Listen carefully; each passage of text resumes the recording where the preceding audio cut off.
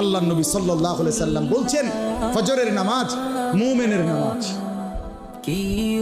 হ্যাঁ, সাহাবীরা বলতেন রাসূলুল্লাহ সাল্লাল্লাহু আলাইহি সাল্লামের জামানায় নবীজির যুগে কে মুনাফিক কে মুমিন ফজরের নামাজের উপস্থিতি দেখে চিহ্নিত করা হতো।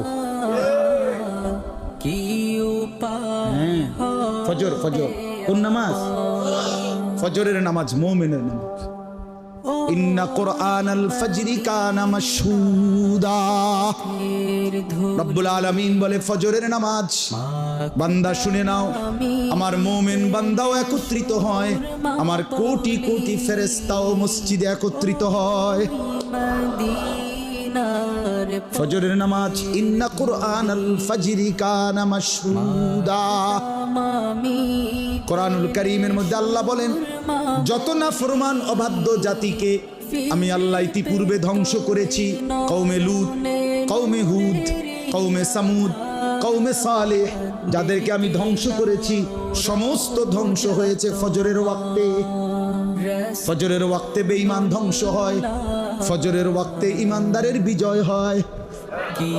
এজন্য ইমাম মাহদী এবং ঈসা আলাইহিস সালাম দাজ্জালের বিরুদ্ধে শেষ জামানায় চূড়ান্ত লড়াই শুরু করবে ফজরের নামাজের সালাম ফিরিয়ে।